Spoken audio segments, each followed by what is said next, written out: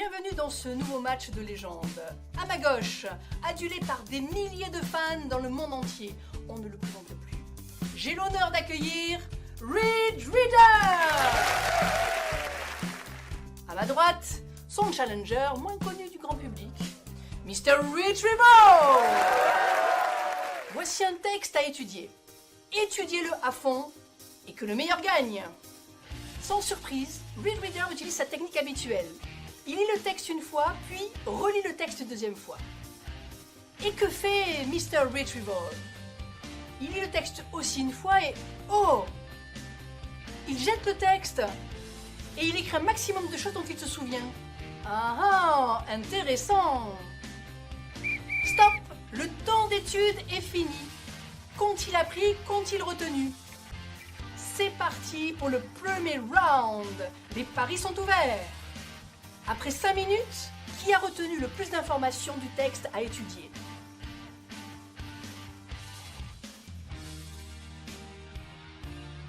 Ridge Reader! Le champion est en forme, on dirait. On enchaîne de suite avec le second round.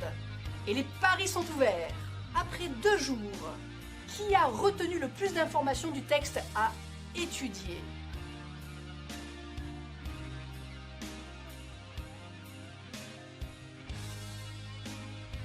Mr. Retrieval! Mais quel match! Troisième round pour les départager. Après une semaine, qui a retenu le plus d'informations du texte à étudier?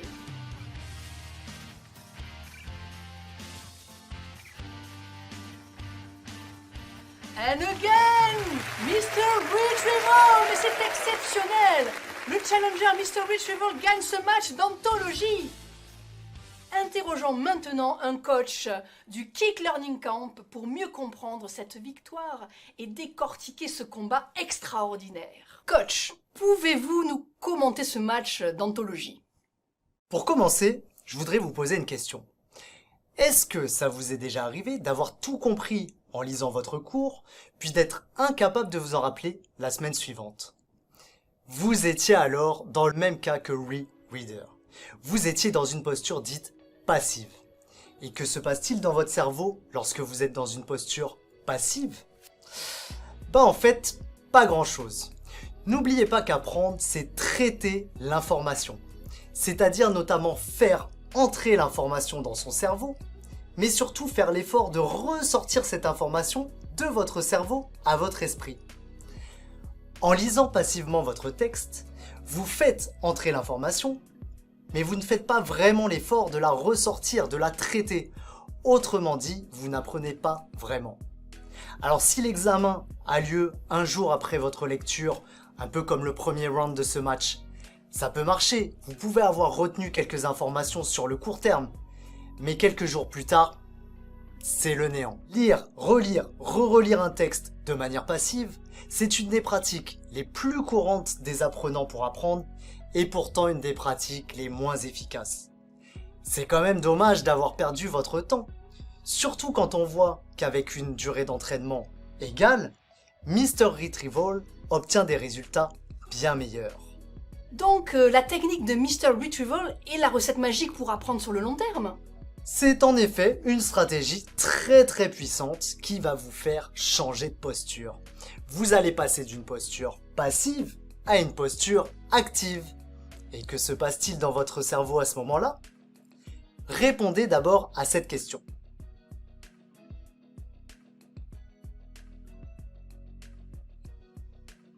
Vous voyez? En répondant à cette question, votre cerveau est actif. Là, vous venez de faire l'effort mental de ressortir les informations de votre cerveau à votre esprit. On appelle ça l'effort de récupération en mémoire. Donc, dans votre cerveau, qu'est-ce qui se passe quand vous faites cet effort de récupération en mémoire? Tout d'abord, les informations liées à ce que vous avez appris se réactivent, les connexions entre ces informations se renforcent et d'autres connexions se créent. Autrement dit, vous apprenez. Ça a l'air simple, mais je vous garantis que c'est une des stratégies les plus efficaces pour apprendre sur le long terme. Ok, c'est facile alors. Je récupère en mémoire et c'est bon, j'ai appris. Pas si vite, pas si vite. 2 facteurs de succès pour optimiser la récupération en mémoire. 1. La répétition. Comme tout entraînement, il va sans dire que c'est en répétant cet effort de récupération en mémoire que vous allez apprendre plus durablement.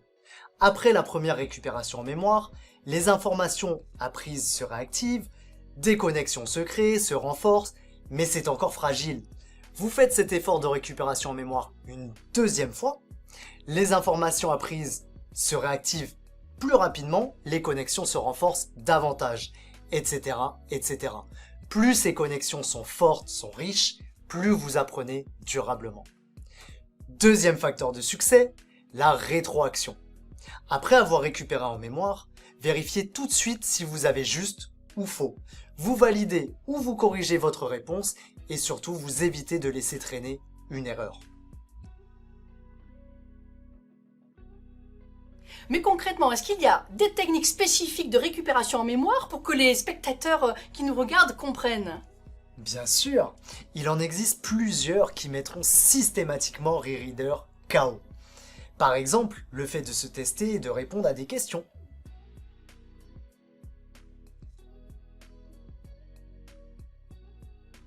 Vous voyez? Dès que vous vous testez, même principe. Vous faites cet effort de récupérer en mémoire la connaissance apprise. Au début, vous aurez peut-être des difficultés à récupérer en mémoire, et c'est tout à fait normal. C'est même bon signe, car cela signifie que vous fournissez cet effort mental d'apprentissage. Bonne nouvelle, vous apprenez. Bref, vous pouvez essayer par vous-même plusieurs techniques de récupération en mémoire. Par exemple, voici 3 techniques que vous pouvez appliquer dès à présent. Premièrement, faites ressortir l'information apprise à voix haute. Expliquez à voix haute une notion que vous venez d'apprendre. Racontez à un ami ce que vous avez appris pendant la journée. Reformulez une explication avec vos propres mots. Deuxièmement, vous pouvez réviser en cachant vos notes. Cachez une partie de votre prise de notes et interrogez-vous. Redessinez de mémoire des schémas vus en cours. Essayez de résoudre un problème déjà étudié avant de regarder la solution. Révisez avec des flashcards. Troisième grande technique, essayez de vous questionner. Écrivez des questions par vous-même, puis ensuite essayez d'y répondre.